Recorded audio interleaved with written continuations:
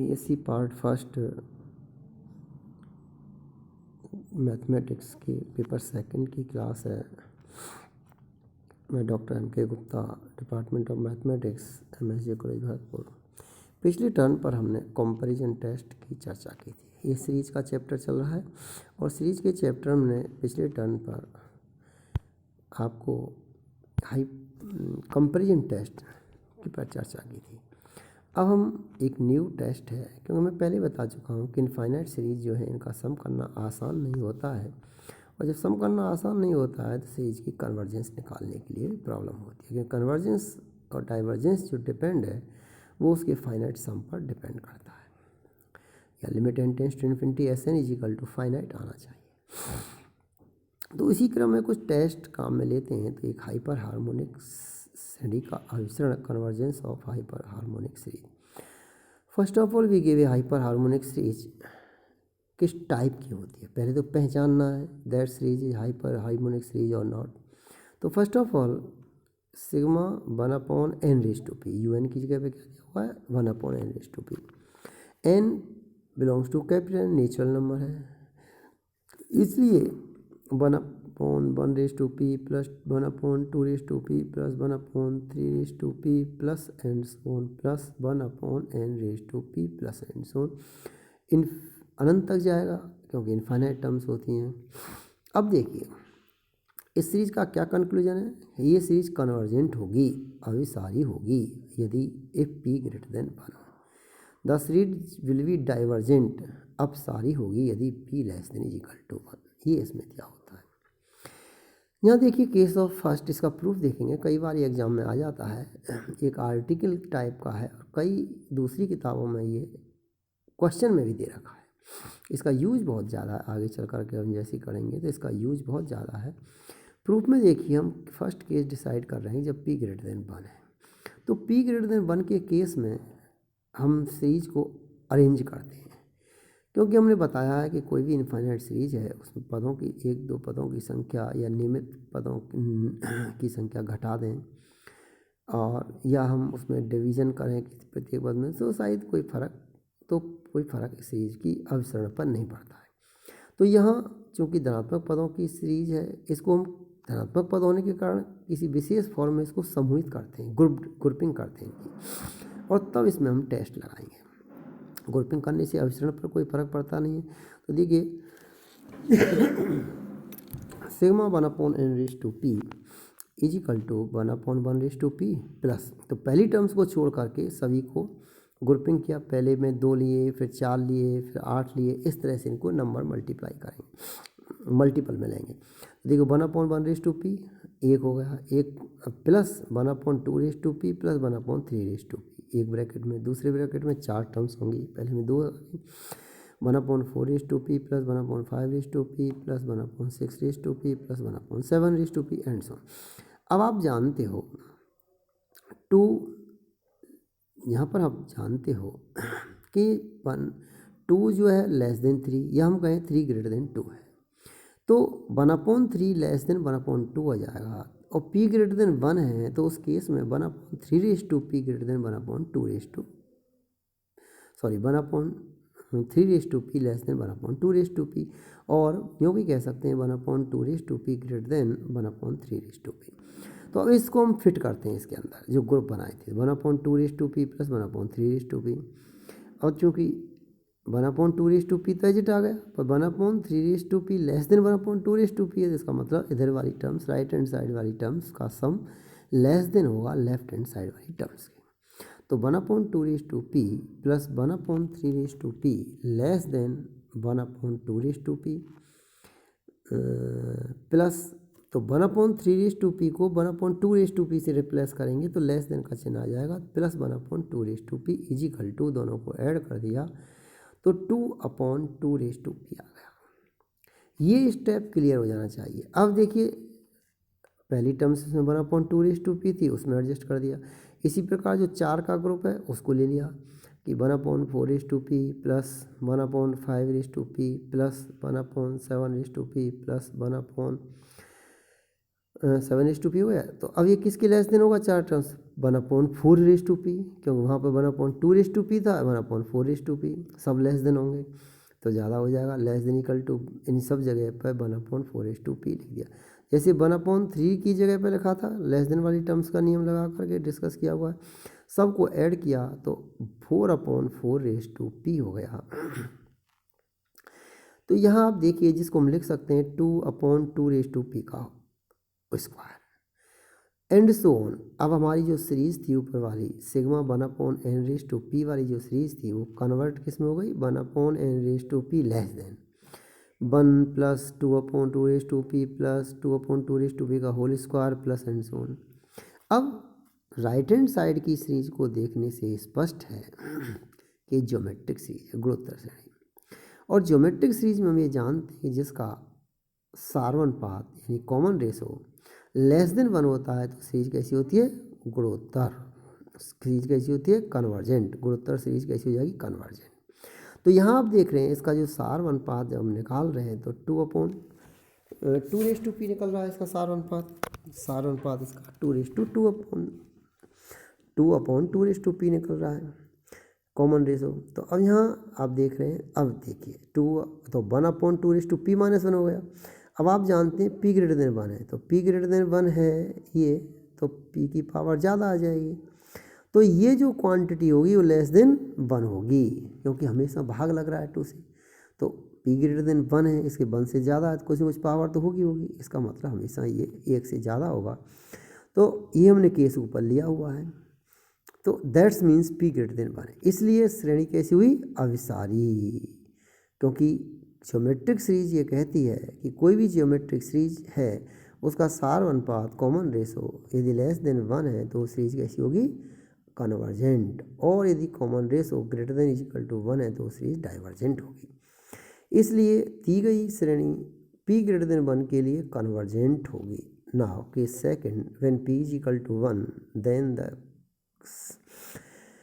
आपकी सीरीज को हमने लिया 1/1n⁻p = अब p = 1 ले लिया है तो 1 + 1/2 + 1/3 + 1/4 प्लस एंड सो ऑन। अब आप देखिए इसको अरेंज करें। पहले हमने एक पद छोड़ करके 2 के ग्रुप बनाए थे, अब हम 2 पद छोड़ करके वही 2 के 4 के उसी तरह ग्रुप बनाएंगे, या 2 पद छोड़ लेंगे 1/2 के साथ में। तो देखिए सिग्मा 1/n⁻p = 1 + 1/2 प्लस 1/3 + 1/4 प्लस 1/5 1/6 1/7 1/8 का एक ग्रुप। अब आप ये कह सकते हैं ये ऐसे क्यों लेते हैं, देखो ये तो सॉल्व करने के लिए टेक्निक है, ग्रुप है, कैसे ग्रुप बनाने ये डिपेंड करता है क्योंकि हमको इसे ज्योमेट्रिक सीरीज बनाना है। तो ये ज्योमेट्रिक सीरीज के लिए वहाँ एक को छोड़ करके बनाए थे, ये थोड़ा ध्यान रखने वाली बात है, तो प्रैक्टिस करेंगे तो आपको आ जाएगा ये। तो 1 प्लस अब हम जानते हैं 1 + 1/2 > 1/2 है भाई, 1 में 1/2 ऐड हो रहा है तो ग्रेटर देन 1/2 होगा। ऐसे ही आप देखेंगे तो 1/2 तो 1 + 1/3 + 1/4 ग्रेटर देन 1/4 होगा, प्लस 1/4 होगा, क्योंकि 3 ग्रेटर देन 4 है तो 1/3 लेस देन 1/4 हो जाएगा। तो इनको हम ऐड कर दें यहाँ पर, तो यहाँ 1/3 + 1/4 ग्रेटर देन क्या होगा, ऊपर वाले ग्रुप थे नहीं थे, ये चीज़ क्लियर हो जानी चाहिए कि 3 लेस देन 4 है तो 1/3 ग्रेटर देन 1/4 हो जाएगा। अब जो कि ग्रेटर देन है ही है तो इस सब की जगह पे हमने 1/3 तो 1/3 + 1/4 ग्रेटर देन क्या हो जाएगा, 1/3 जगह 1/4 1/4 जगह 1/4 लिख ही दिया। तो ये सॉल्व करेंगे 2/4 आ जाएगा 1/2 एंड सो ऑन, इन सबको जोड़ेंगे अगली टर्म्स में इसको 1/8 की फॉर्म में लिख देंगे। तो देखिए ये लिख दिया, तो इसका भी सम, तो आप देख रहे हैं इन सभी का सम जो आता है sigma 1/n⁻p greater than 1/2 + 1/2 + 1/2 plus and so on. ये आप देख रहे हैं ये भी गुणोत्तर श्रेणी है, सारवनुपात 1 है। तो हम जानते हैं जब गुणोत्तर श्रेणी में सारवनुपात कॉमन रेशो ग्रेटर देन 1 है तो सीरीज डाइवर्जेंट होगी, the series will be divergent. तो according to test of geometric series applying here we get sigma 1/n⁻p में, तो आप देख रहे हैं क्योंकि जब छोटी सीरीज है वो डाइवर्जेंट है तो बड़ी सीरीज तो ऑटोमेटिकली डाइवर्जेंट होगी। ये हमने कंपैरिजन टेस्ट से लिया, कंपैरिजन टेस्ट में भी पढ़ चुके हैं ना, तो वो कंपैरिजन टेस्ट के आधार पर पिछले लेक्चर में हमने पढ़ाया था। तो अतः ये स्पष्ट है कि दी गई सीरीज जो है आपकी कैसी होगी, divergent, p is equal to 1 पर।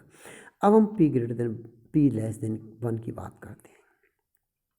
p ग्रेटर देन 1 पर कन्वर्जेंट हो गई, p इज इक्वल टू 1 पर डाइवर्जेंट हो गई। अब p लेस देन 1 पर लेते हैं।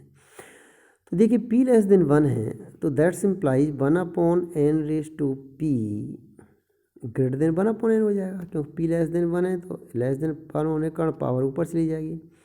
तो निश्चित बात है कि 1/n raise to p greater than 1/n होगा, for all n belongs to capital. तो that's means sigma 1/n raise to p greater than sigma 1/n होगा। और हम ये देख चुके हैं ऊपर sigma 1/n raise to p कैसी है, डाइवर्जेंट। तो कंपैरिजन टेस्ट से ये भी कह सकते हैं जब छोटी सीरीज डाइवर्जेंट है तो बड़ी सीरीज भी डाइवर्जेंट होगी।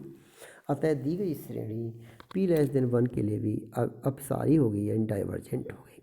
तो ये टेस्ट जो है इसके बारे में पुनः एक बार मैं आपको बता दूं, ध्यान दें, हमें तो केवल टेस्ट का उपयोग करना है। हाइपर हार्मोनिक सीरीज टेस्ट लगाएंगे, ज़्यादातर केसेज में यही लगेगा। तो sigma 1/n raise to p is equal to 1/1 raise to p plus 1/2 raise to p plus 1/3 raise to p plus and so 1/n raise to p एक series है। ये series the series will be convergent if p greater than 1, the series will be divergent if p less than equal to 1। ये याद रखना है। p कुछ भी हो सकता है फ्रैक्शन वगैरह में, n जबकि इंटीजर की फॉर्म होगा, माइनस नहीं होगा, पॉजिटिव की फॉर्म होगा। इस तरह हमने एक सीरीज टेस्ट को हमने डिस्कस किया इसको पूरा, क्योंकि एग्जाम में भी कई बार पूछ लिया जाता है। अब देखिए इसको एक एग्जाम्पल के द्वारा पढ़ेंगे, कुछ एग्जाम्पल्स इससे कल भी देंगे आपको। सपोज दैट गिवन सीरीज, तो वो क्या क्वेश्चन करेगा आपको, examine the convergence of the following series, और प्रूफ द फॉलोइंग सीरीज को प्रूफ भी कह सकता है, तो हम तो एग्जामिन द सीरीज को। तो देखिए यदि दी हुई श्रेणी को सिग्मा un से हम, क्योंकि हमने सिग्मा un पढ़ा हुआ है तो सिग्मा un से हम इसको सब्स्टिट्यूट कर देते हैं। तो sigma un is equal to 1/2 plus 1/3 square plus 1/2 का स्क्वायर। अब आप इस सीरीज को देखने से आपको स्पष्ट पता चल रहा होगा कि ये सीरीज के दो भाग हैं, 1/2, 1/2 रेज टू 3, 1/2 रेज टू 5। पहला भाग, दूसरा भाग 1/3 का स्क्वायर, 1/3 का 4, 1/3, दो सीरीज है। तो दोनों सीरीजों को हमने बाइफ्रिकेट करके अलग अलग लिख दिया, लेकिन प्लस में है। अब आप देखिए ये भी अनंत टर्म्स हैं, ये भी अनंत टर्म्स हैं, तो ग्रोथर सीरीज हैं दोनों ही। और ग्रोथर अनंत सीरीज का जो सम होता है a/1 माइनस r होता है जब r लेस देन 1 है, और a/r माइनस 1 होता है जब r ग्रेटर देन 1 है। तो यहाँ r लेस देन 1 है क्योंकि 1/2 है कॉमन रेशो, और यहाँ भी 1/3 है, ये भी लेस देन 1 है, तो ऐड कर दिया। फर्स्ट टर्म 1/2, वहाँ फर्स्ट टर्म 1/3 का स्क्वायर। तो देखिए 1/2/1 माइनस कॉमन रेशो क्या हो जाएगा 1/4, यानी 1/2 और 1/2 की पावर 3 दोनों को डिवाइड करेंगे 1/2 की पावर 2 आ जाएगी। तो 1/4 हुआ, लेस देन 1 है, इसलिए ए आपका 1/2 है, a/1 माइनस r, तो 1/2/1 माइनस 1/4 प्लस, अब यहाँ फर्स्ट टर्म 1/9 है, कॉमन रेशो 1/3 का स्क्वायर है, इसलिए 1/9/1 minus 1/8 is equal to, simplify कर दिया, पहले वाले में 2/3 प्लस 1/8 19/24 फाइनाइट है सम। क्योंकि दी हुई श्रेणी के अनंत पदों का योगफल में संख्या है, अतः दी गई श्रेणी कैसी होगी, अभिसारी होगी, कन्वर्जेंट होगी। ये तो निकाल लिया बाइलक, लेकिन ज़रूरी नहीं इस तरह के क्वेश्चन हमको आएँ और उनका हम सम निकाल पाएँ। तो ऐसे केसेज में फिर हम क्या करेंगे, सीरीज में देखेंगे। सबसे पहले हमको सीरीज में, जैसे सेकंड एग्जाम्पल में दिया हुआ है, सबसे पहले हमको सीरीज का un फाइंड आउट करना है। और सीरीज की डेफिनेशन में हमने दिया था, ये ऐसा व्यंजक को कहते हैं सीरीज जिसमें हर उत्तरोत्तर पद किसी विशेष नियम के द्वारा या किसी निश्चित नियम के द्वारा आता हो। तो यहाँ भी एक निश्चित नियम के द्वारा आएगा, ये आप नियम लगाना सीख लीजिए। कई बार nवां पद देता है और कई बार nवां पद नहीं देता है। मेन चीज़ है हमको nवां पद निकालना आना चाहिए कि किस तरह हम nवां पद निकालें। तो सेकंड एग्जाम्पल में आप देख रहे हैं, so that the following series is not convergent. तो देखिए √1/4 plus √2/6 plus √3/8 plus and so on √n/2 into n+1 दिया हुआ है। अगर नहीं दिया होता तो आपको निकालना था, तो आप ये देखेंगे इस सीरीज के अंदर देखो ऊपर दे रखा है 1 2 3, थोड़ी देर के लिए रूट को भूल जाइए, ऊपर दे रखा है 1 2 3। हम जानते हैं ज्योमेट्रिक सीरीज का जो nवां पद होता है a + n-1 इंटू डी होता है, यानी ज्योमेट्रिक सीरीज अर्थमेटिक सीरीज का nवां पद जो होता है a + n-1 इंटू डी होता है। तो इसका nवां पद जैसे 1 2 3 इसका nवां पद निकालेंगे a + 1 + n-1 डी 1 है तो a + n-1 = n मिल गया। नेक्स्ट नीचे के पदों को देखिए 4 6 8, इसमें सब में 2 2 आ रहा है कॉमन डिफरेंस, तो 4 + n-1 इंटू आपका 2 आ जाएगा। तो यहाँ पर इसको सर्च करेंगे तो 2 इंटू n+1 आ गया, क्योंकि 4 + 2 कट जाएंगे, 2 2 4 से हो जाएगा, n-1 था ना, 2 कट जाएंगे तो 2n+2 आ जाएगा, तो 2 कॉमन ले लिया, n+1। कहने का मतलब un इसका दिया हुआ भी निकालना बताया मैंने, तो un = n/2 इंटू n+1। तो देखिए सभी ऊपर वाले पदों को अलग, आप ये भूल जाइए कि 1/4 2/6 दे रखा, जब n निकालना होता है उसके लिए ऊपर ऊपर देखते हैं, नीचे नीचे देखते हैं, न्यूमरेटर्स एंड डिनोमिनेटर्स को देखते हैं। तो न्यूमरेटर्स में हम सीरीज का अर्थमेटिक सीरीज का nth जो टर्म्स निकालने का फॉर्मूला लगा देंगे, ऐसे इसमें लगाएंगे। तो अब आप देखिए un = n/2 into n+1, n से डिवाइड कर दिया, 1/√2 बाहर ले लिया, तो 1/√1 + 1/n। अब हमने लिमिट लगाई ये कॉचीज का नेसेसरी कंडीशन है। तो limit n tends to infinity un = limit n tends to infinity un में लगा दी 1/√2 1/1 + 1/n, तो = 1/√2 आ गया, which is not equal to 0। तो देखिए कॉची टेस्ट के अकॉर्डिंग अब ये सीरीज दी हुई सीरीज कैसी हो गई, डाइवर्जेंट। सो कंफर्म हो गया ये सीरीज डाइवर्जेंट है, मतलब कन्वर्जेंट नहीं है।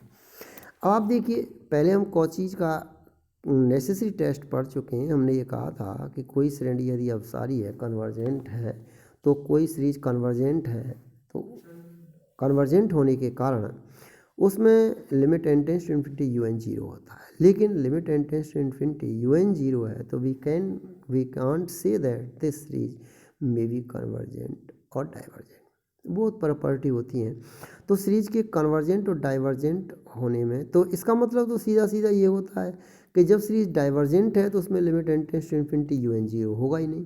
तो इस टेस्ट का रिवर्स फॉर्म यहाँ यूज करते हैं कि limit n tends to infinity un is not equal to 0 है, तो हम सीरीज को सीधे सीधे डाइवर्जेंट कह सकते हैं। तो इस तरह मैंने आज आपको एक वीडियो लेकर के डिस्कस किया था।